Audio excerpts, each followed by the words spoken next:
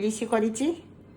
ଇଲିଶି ଯେହେତୁ ହେଇଛି ମମିଙ୍କୁ 12ଟା ବେଳୁ ଭୋକ କରି ଭୋକ ହେଲା ଡବଲ ଭାତ ଇଏ ହେଲା ଇଏ ଏବେ ଖାଇଲେ ପୁଣି 3ଟା ବେଳେ ଆଉ ଗୋଟେ ମିଳେ।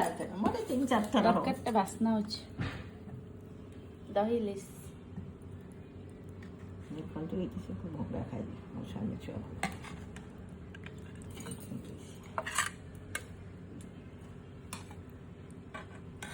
ଖାଇକି କହିବ କେମିତି ହେଇଛି ହେଲା।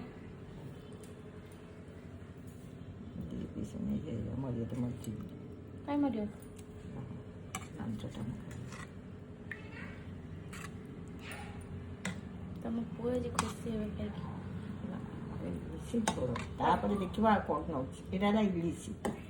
ବାବାଙ୍କ ପାଇଁ ଆଳୁ ରଖଛଟି? ହଁ ହଁ ଆଉ ଗୋଟେ ଜିନିଷ କରିଛି ସେଇଟା ଦେଖନ୍ତୁ। ମୋ ପୁଅ ଟିକେ ମୋ ଛେଚେରାଟା ବହୁତ ଭଲ ପାଏ। ଦେଖନ୍ତୁ ଚୁଙ୍ଗୁଡ଼ି ପଡ଼ିକି ହେଇଛି। ଖାଲି ଚୁଙ୍ଗୁଡ଼ି ଏ ଛେଞ୍ଚେରା ଦେଖନ୍ତୁ। ଏଇଟା ହେଲା ଛେଞ୍ଚେରା।